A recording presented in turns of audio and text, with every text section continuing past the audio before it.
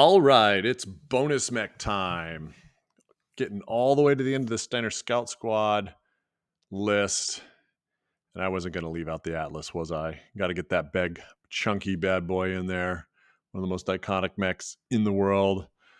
Man, I want to love the Atlas so much. It's so good. It looks so cool. It's so intimidating. But it can be really hard to make them work in Alpha Strike and N350. They're just really expensive. They cost a lot of points and they're slow, right? And while they bring a really large amount of hit points to the battlefield, you kind of wish they did just maybe just a little more damage. A lot of the variants, and we'll get into this, they don't have great damage output. And the variants that I feel like you would take are just, you know, they kind of are just above that kind of 10 points per shot. Like they're I mean, they're still good. They're still dishing out a good amount of shots, but there's stuff that's, throwing a lot more shots. But in many cases, this is the most damage outputty beefy boy that the inner sphere can take. So let's go ahead and get into this. So in that list, I took the 7D and the 7DDC. These kind of get lumped into what I call the juggernaut atlases, which are atlases that run like 52 to 54 points and have, generally speaking, a 552 damage profile. Now that 7DDC is a command mech, and it's actually 551 because it ends up dropping a long range attack and picks up MHQ, which really doesn't matter for our gaming purposes.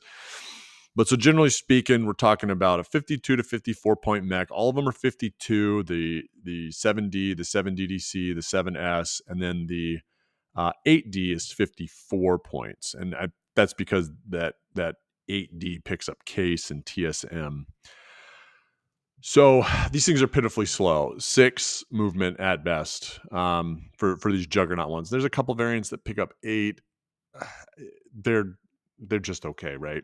Now, the thing that makes these juggernauts really shine isn't necessarily that 552 profile. It's that 18 health.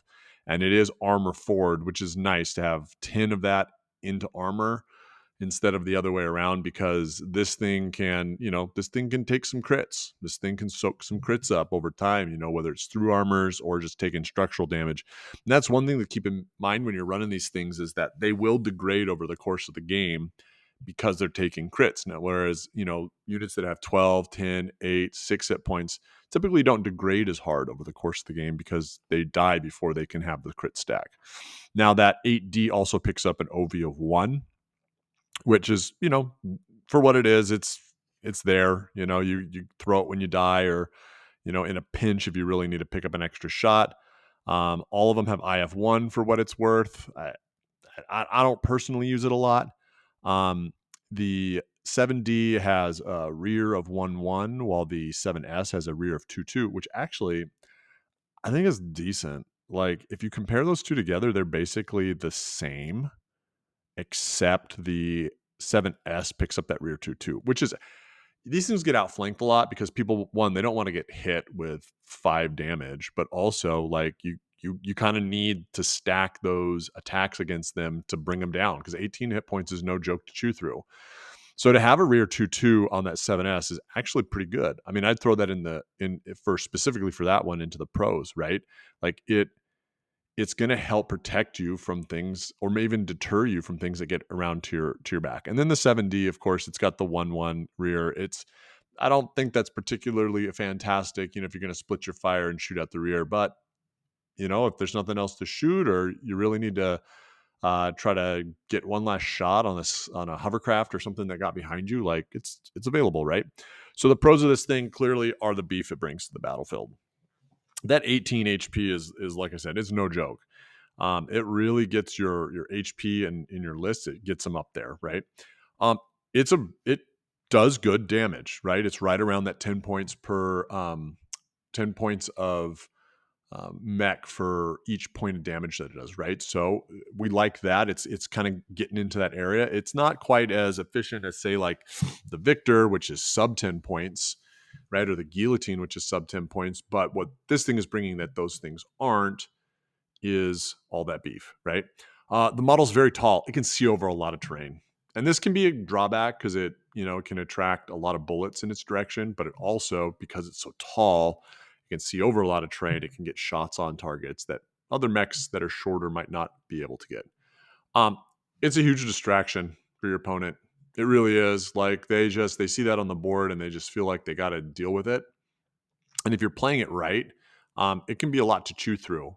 And if your opponent's choosing to attack this and not your other stuff that would die quicker, it's kind of a win for you because it might take them 2 or 3 turns of dedicating 2, 3, 4 units worth of firepower at this Atlas to bring it down, but it doesn't kill it, so it doesn't eliminate its shots from the game. Meanwhile, you're able to run around with all your other stuff and shoot with it, right? So if your opponent decides to go after these in any sort of real meaningful way, like it's going to take them 2, maybe 3 turns to bring it down, unless they get lucky or you've misplayed something really poorly. But it can take a while to bring them down, and that's pretty decent, I think. It's also size 4 for what it's worth. I mean, its movement is very slow, but it is size 4. So if it has to hit something or it, is getting onto an objective that requires size, you have that going for you also. So the cons of these 4 atlases, only the 8D has case, which is it's really risky because you're going to soak up a lot of crits. You're going to take 2, 3, 4, maybe 5 crits over the course of the game when you're playing with this thing. And, every time someone rolls on the crit table, it's a chance that they're gonna hit your ammo. And the fact that most of these don't have case and none of them energy weapons, it just means you're not protecting those 8 internal structure as efficiently. And you could be in a situation where you get a through armor or you get a regular crit and the thing is eliminated from the game early, right? And so that's something you have to keep in mind. It's very slow and it gets outflanked very easily. And so you have to run support in such a way and you have to maneuver him in such a way that protects him from getting outflanked. And also because it's slow, like he can very easily your opponent can maneuver in such a way that basically eliminates his participation in the shooting round, if that makes sense, right? Like I put a double hill up or some buildings and I let you move your Atlas and then I just don't move where he can see. And that's it can be super easy to do against him, right? And so when that happens, like he's not participating in the fight. I mean, he's still in the battlefield. He might be holding an objective or going up a board edge. Then he has a really hard time repositioning. So you have to keep that in mind. He almost needs to find an area of the board to control, and you need to set up your terrain in a way where he has good lanes of fire where people can't really avoid him. And then you have to run support around him to protect him from getting outflanked by hovercraft and light mechs. He's a crit magnet, like I said, and he's very expensive. I mean, 52 points, you might be able to squeeze 2, maybe even 3 other units. And so you put him in your list and you're automatically kind of reducing your number of overall units for activation phase because he's in there, or you're ending up having to take lighter units, which may or may not be as effective. It may not be as effective at a decision when you're trying to play that like initiative swap game where you're trying to out activate your opponent, right? And if you end up in a situation where he has to move first, it can be to his detriment. So oftentimes I try to move him last or towards last, unless my opponent has already done something and I'm like, well, I have a target there, I'm going to leave him. One of the things I should add also back to the pros is because of his high HP, like I will regularly just have this thing stand still, right? Like he's only a 1 at the TMM. He's only getting hit on 7s at medium range. You might as well stand still and go to 6. He can take the shots, but then you're dropping him down to a 3, and then he's really able to lay it into your opponents, right? Other tactical or philosophy use, he's a great anchor mech, holding your backfield, holding your kind of like back third of the board. He does a really good job of controlling that. He's a very good area denial mech. Like people just don't want to be around him, and you can in some ways use him to funnel your opponent into like another zone of fire. If he's covering an area and they just don't think they can run up that board edge and deal with him, they might try to scoot around another side, and then you can funnel them into a kill box or something. And then again, like I said, area denial. People just don't want to move into his space. The high HP means you can kind of be risky with him in some ways. You can hang him out there. Like you said, you can go stationary, things like that. He's really good at, if he's supported right, not on his own, but if he's supported correctly, he's really good at just holding the line, not hold the line in the mission, but just holding the line in the game, like just augering in and being a immovable object.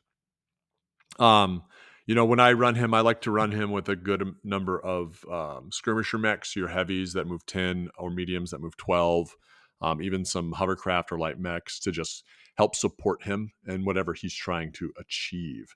Models wise, Ironwind Metal has a couple metal ones. I know some people don't care for them. There's a couple. I think there's one that's really ugly. It's not great. There's another one that I own a couple of. I don't think it's terrible. Especially if you like that like old classic 80s artwork and you're building like an all metal force. I tend to like them. They're pretty. You can repose quite a bit on him. I've done that. I've done that on a couple of the metal ones, and then CGL has I think a pile of them at this point that are pretty good.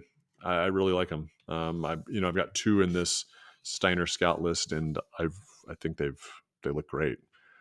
They're really intimidating. They're really big. They're really chunky. They're easy to paint. I like to make them eyes glow bright and do the white skulls on them. I think that really helps them pop. So we're talking about the other variants. I break them down into several categories, kind of like I've done with some other mechs recently, like that Commando. The first are the Atlas Cs. There's the C, the C2, and the C3. These are not terrible. I mean, they're juggernaut mechs, especially the C and the C2. They both pick up case. They both pick up 6 at medium range. They all 3 of them maintain that high damage out or that high overall HP of 18. And they're not terribly more expensive. The C is 55 and the C2 is 57. They have got case. The C2's got flak. I think these are pretty good, especially because now you're at sub 10 points per shot. So they're nice mechs to run. Now the C3 on the other hand is a 62 points and he's 444. He does have case. I just think he's a really expensive sniper mech. So I probably would avoid taking him because there's some other sniper atlases that are a little more point efficient. I think do a better job than he would because he's so expensive. The next batch are what I call the 333 atlases. They are all trash. I would never touch them in a million years. It's the 7K, the 7K3, and the 7K DC. They're all like 45, 46 points. The worst part about them is they're only like 14 health. So that really peels off, and then they're only doing 333. So they're basically a weak sniper mech at best. I mean, they do have case. I think the big thing here is like they're picking up things like you're paying for like OVL and ECM and like all this other weird AMS and like I don't know. I just don't think they're worth considering. The K3 at least gets up to 8 and has a jump, but I just think for 45 points, your dollars would be spent better elsewhere than dealing with those. There's 2 more groups. The next group I'm going to go over is what I call the medium range 4 mech or atlases. It's going to be the 7DR, the 7K2, the 7RS, and the 7K4. I wouldn't take these. A lot of them, 2 of them, the K2 and the K4, they lose HP, so they're weak, although they do speed up to 8. They're 442. They do pick up case, but you're spending like significantly more than 10 points per shot and you're losing that HP. I just don't think picking up the ECM on those is really worth it in the case for losing that shot and going down to 4. The other 2, the 7DR and the 7RS, both maintain that 18 health. One's 55, the other's 48 points. The DR, picks up a C3 slave system, but you're losing like the punch, right? And then that RS, it converts some of its damage over to OV value, and you trim like 2 points, or not 2 points, 4 points, but you don't have case, you don't have any of that, and I just think that it's just not. I think it's really gross, and I just don't think the damage output is worth it. The last group of atlases is the sniper atlases, and I will tell you that most of them are bad, with the exception of 1, maybe 2.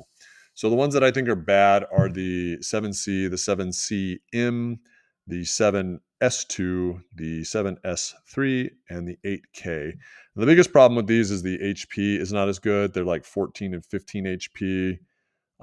So you're still spending like 50 plus points on them, on a lot of them, but you're losing the health in exchange for getting that long range damage. Some of them only do 4 at medium, some of them do 5 at medium, but a lot of them are like 4 at long range, except that 7S3, which is 5 at long range. You put in a lot of points into these just to be sniper mechs, and then again, they're really slow and their HP drops.